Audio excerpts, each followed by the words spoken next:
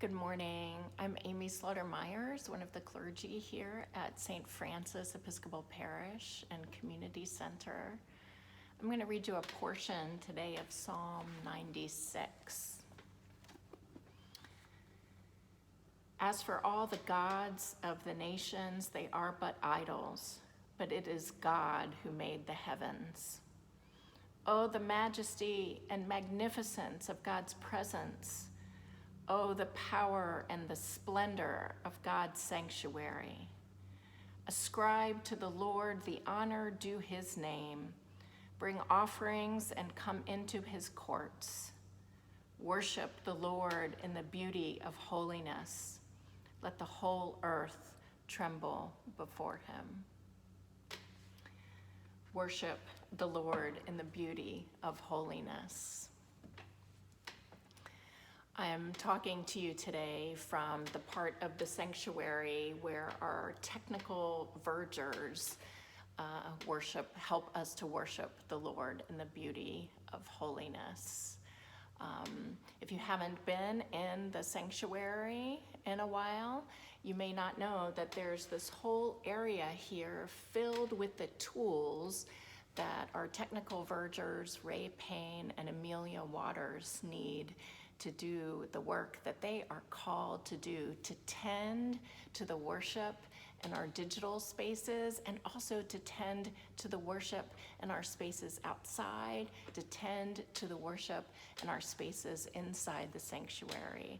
So if you can see us as clergy and as readers and those who are leading worship, if you can hear us, if you can hear the recorded music offerings in this time of COVID where we haven't been able to sing and play live together, you can thank Ray and Amelia.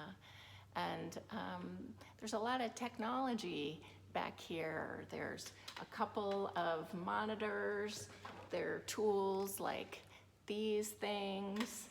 There's tools like these things. They all have special names, and I don't know what those names are, but it's almost like this area is the sacristy. It's kind of a sacristy for our Technical Vergers. And if you don't know that word, sacristy, the sacristy is a room that keeps the tools that we need for worship, and is the place where volunteers like Ray and Amelia on our technical side, the volunteers who work in the Altar Guild, who tend the candles that are tools that we use for worship.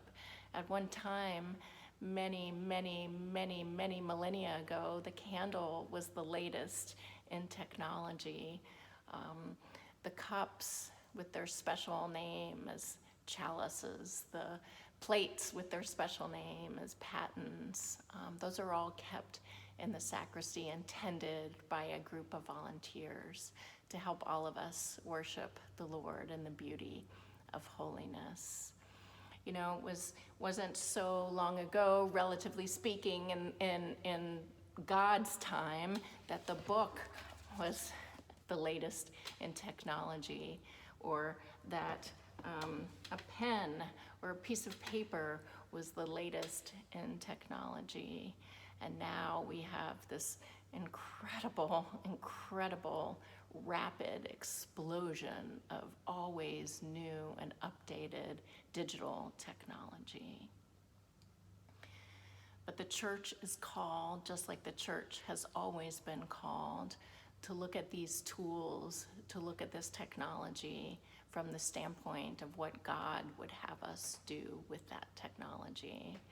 So if in your workplace or in our culture, in the world's culture, whatever is the latest and the greatest technology is automatically better, whatever is more efficient is automatically better, whatever is cheaper, weighed out in that cost-benefit analysis is automatically better. And maybe in your workplace and maybe in other areas of your life, you say, well, yes, whatever is the latest and the greatest, we should adopt without thinking, because it must be better. Well, God calls us to see the world with God's eyes, and God calls us to evaluate all of the tools that we use,